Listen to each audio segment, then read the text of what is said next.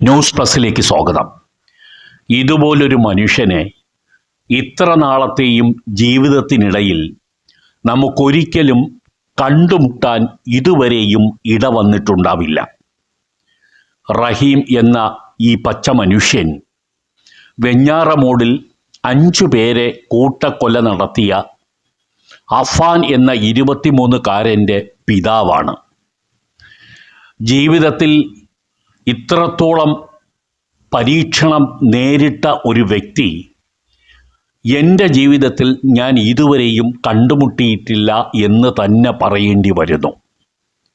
നിസ്സഹായതയുടെ ഒരു ആൾരൂപമാണ് ശ്രീ റഹീം. ഈ മനുഷ്യൻ വെഞ്ഞാറമൂട് കൂട്ടക്കൊല നടന്നതിന് ശേഷം ഇന്നുവരെയും ശരിക്ക് ഉറങ്ങിയിട്ടില്ല, ശരിയായി ഭക്ഷണം കഴിച്ചിട്ടില്ല. ഇദ്ദേഹം തൃപ്തികരമായ രീതിയിൽ വസ്ത്രം പോലും ധരിച്ചിട്ടില്ല. ഈ മനുഷ്യൻ്റെ ധർമ്മസങ്കടങ്ങൾ ശരിക്കു പറഞ്ഞാൽ ഒരു വലിയ സിനിമയുടെ തിരക്കഥയ്ക്ക് ചേർന്നതാണ്. 5 പേരെ ഒറ്റ ദിവസം 6 മണിക്കൂറിനിടയിൽ കൊലപ്പെടുത്തിയ ഒരു മകൻ്റെ പിതാവാണ് റഹീം. സ്വന്തം ഉമ്മയെ കൊലപ്പെടുത്താൻ ശ്രമിച്ചു, പക്ഷേ പരാജയപ്പെട്ടു. അങ്ങനെ സ്വന്തം മകൻ്റെ കൈകൊണ്ട് തന്നെ മരണത്തിൻ്റെ 90% അടുത്തെത്തി തിരിച്ചു വന്ന ഒരു മാതാവിൻ്റെ ഭർത്താവാണ് ഈ റഹീം. ഷമി എന്ന് പറയുന്ന അഫാൻ്റെ മാതാവിനെ റഹീം ഇന്നും ചേർത്ത് പിടിച്ച് നിർത്തിയിരിക്കുന്നു. തൻ്റെ പ്രിയപ്പെട്ട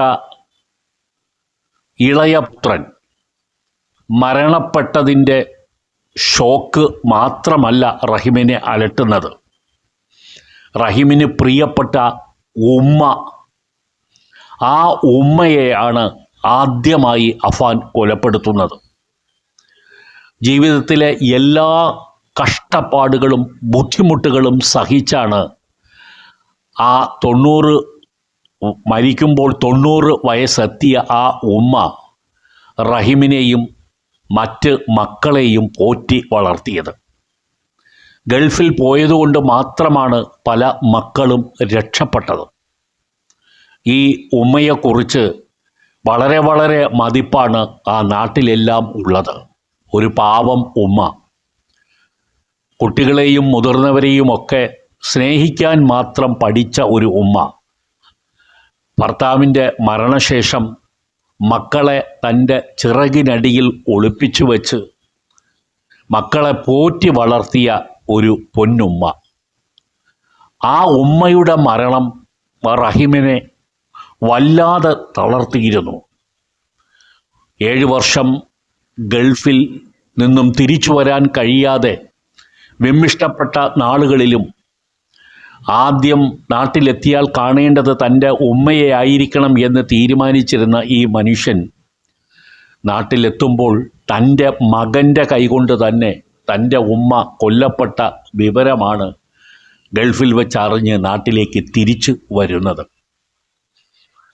അതുപോലെ തനിക്ക് കുടുംബത്തിൻ്റെ കാരണവരെ പോലെ ഇഷ്ടപ്പെടുകയും സ്നേഹിക്കുകയും ചെയ്തിരുന്ന തൻ്റെ സഹോദരൻ ലത്തീഫിനെയും ഭാര്യയെയും തൻ്റെ മകൻ തന്നെ കൊലപ്പെടുത്തി. ഇത്രയൊക്കെ കൊലപാതകങ്ങൾ നടത്തിയ ഒരു മകൻ്റെ പിതാവിന് എങ്ങനെയാണ് ഉറങ്ങാൻ കഴിയുക? ഇപ്പോൾ മകൻ ജയിലിലായി. തുടർന്ന് 3 പ്രാവശ്യം ആത്മഹത്യയ്ക്ക് ശ്രമിച്ചു. ഏറ്റവും ഒടുവിലത്തെ ആത്മഹത്യ വളരെ ഗുരുതരാവസ്ഥയിൽ കൊണ്ടെത്തിച്ചു. പക്ഷേ ന്യൂസ് പ്ലസിലേക്ക് സ്വാഗതം.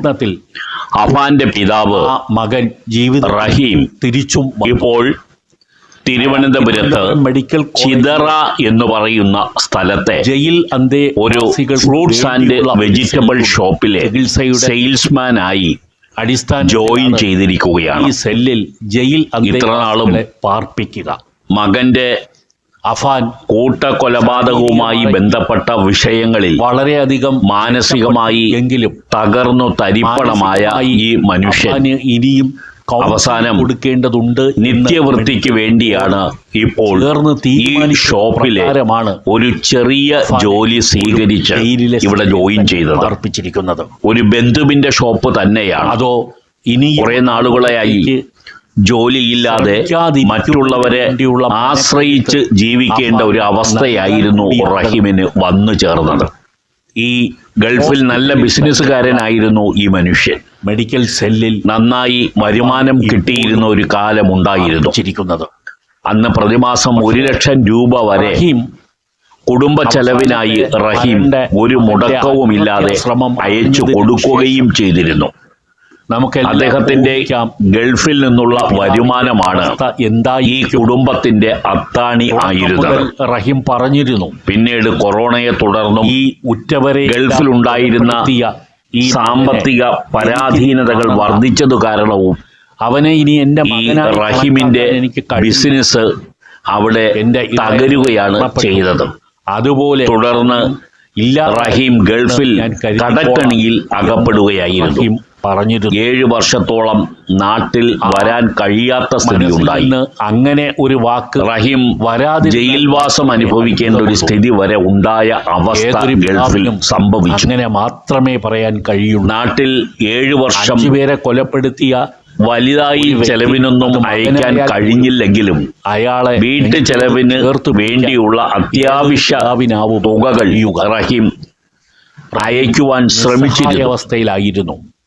പിന്നീട് മകന്റെ റഹീമിനെ ഈ കൊലപാതക പരമ്പരയെ അറിഞ്ഞതിനെ തുടർന്ന് മനസ്സിനെ നാട്ടിൽ എനിക്ക് മറ്റുള്ളവരുടെ സഹായത്തോടു കൂടി എത്തുകയായിരുന്നു.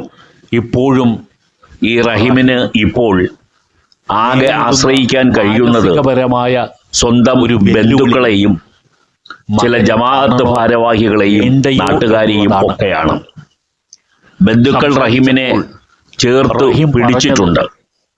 പക്ഷെ ഈ ബന്ധുക്കളൊക്കെ ആദ്യം മകനെ കാണണം, ഈ കുടുംബത്തിനെ തന്നെ ഇനി ഒരിക്കലും ഉൾക്കൊള്ളാൻ കഴിയില്ല എന്ന തീരുമാനത്തിൽ എത്തിയിരുന്നു.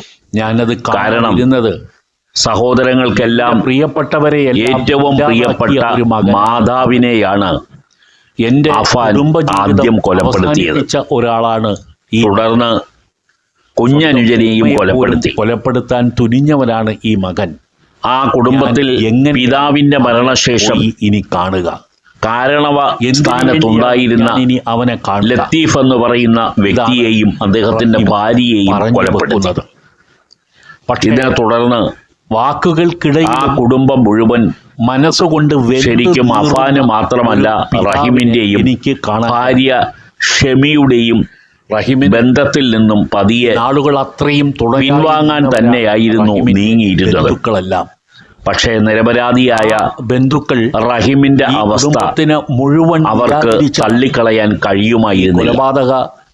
നാളിതുവരെ ഗൾഫിൽ നിന്ന് എത്തിയതിനു ശേഷമുള്ള കുടുംബവുമായി സഹായങ്ങൾ മുഴുവൻ റഹീമിന് ചെയ്തത് ഈ കുടുംബമായിരുന്നു തീരുമാനിച്ചത്. ആ കുടുംബത്തിലെ സഹോദരങ്ങളെല്ലാം തന്നെ ആരുമില്ല റഹീമിനെ ചേർത്ത് പിടിച്ചിരുന്നു എന്ന് തന്നെ റഹീം പറയുന്നു. ഒടുവിൽ ആ ചേർത്ത് പിടിക്കൽ ഇപ്പോഴും തുടരുകയാണ്. പക്ഷേ എപ്പോഴും മറ്റുള്ളവരെ ആശ്രയിക്കുന്നതിനേക്കാളും ബന്ധുക്കൾ സ്വന്തമായി എന്തെങ്കിലും ഒരു വരുമാന മാർഗം ഉണ്ടാക്കണമെന്ന് കരുതിയാണ് റഹീം ഇപ്പോൾ ഈ ചെറിയ ഒരു കടയിൽ ഒരു ചെറിയ ജോലി സ്വീകരിച്ചുകൊണ്ട് കഴിഞ്ഞ ദിവസം ജോലിയിൽ പ്രവേശിച്ചത്. റഹീം സ്വന്തം ബന്ധു വളരെ സ്നേഹത്തോടും സൗഹൃദത്തോടും കൂടി തന്നെ ഒരു ജോലിക്കാരനായിട്ടല്ല, മറിച്ച് ബന്ധു തന്നെയാണ്. ആ കടയിൽ തന്റെ ഒരു ബന്ധുവിന്റെ സഹപ്രവർത്തകനായി തന്നെ കരുതുന്നു എന്നാണ് റഹീം പറയുന്നത്. മാർഗങ്ങളില്ലാതെ വന്നപ്പോൾ റഹീമിന് ചെറിയൊരു പൂർണ്ണ സന്തോഷമൊന്നും ലഭിച്ചിട്ടില്ല. എത്രയോ നാളുകളായി ഭാര്യയെ ഗൾഫിലെ ബിസിനസിന്റെ തകർച്ചയെ തുടർന്ന് കൊണ്ടുപോകണം. ആ മനുഷ്യൻ ഒരു മാനസികവും ശാരീരികവുമായി തന്നെ നമുക്ക് തളർന്നു പോയിരുന്നു. ചെറിയ ശമ്പളമേ ഉള്ളൂ. ഒരിക്കൽ എങ്കിലും ബിസിനസ് തിരിച്ചു പിടിക്കാമെന്നും പൂർവ്വസ്ഥിതിയിലേക്ക് മടങ്ങാമെന്നുമൊക്കെ റഹീം കരുതിയിരുന്നു, സ്വപ്നം കണ്ടിരുന്നു എന്നുള്ളതാണ്. അതിനുവേണ്ടി ഞാൻ റഹീം പല മനസ്സിലാക്കുന്ന ഒരു കാര്യം, പ്രവർത്തികളും നടത്തിക്കൊണ്ടിരിക്കുകയുമായിരുന്നു. താൻ അതിനിടയിലാണ് കാണാതെ മകൻ ഈ ക്രൂരകൃത്യം നിന്നാൽ തന്റെ കുടുംബത്തിൽ ചെയ്തു വെച്ചത്. പക്ഷേ ഇപ്പോൾ അത് റഹീമിന് താങ്ങാൻ കഴിയുമായിരുന്നതല്ല. കരുതലും തുടർന്നും എല്ലാമായ ഉണ്ടാകും, അല്ലാതെ തന്റെ ഉമ്മയെയാണ് കാണാൻ വേണ്ടിയും തന്റെ മകൻ ഇല്ലാതാക്കിയത്. സംരക്ഷിക്കാൻ തന്റെ പിതാവിന് തുല്യം സ്നേഹിച്ചിരുന്ന ലത്തീഫ് എന്ന് പറയുന്ന എല്ലാവരും മൂത്ത സഹോദരനെയും ഭാര്യയുമാണ് മകൻ ഇല്ലാതാക്കിയത്. റഹീം ഭയക്കുന്നു. തന്റെ ഇളയ മകനെ പോലും പക്ഷെ അതൊന്നും മകനോട് പറയൂ ഈ ഭൂമിയിൽ നിന്നും തിരിച്ചയച്ചു കളഞ്ഞു.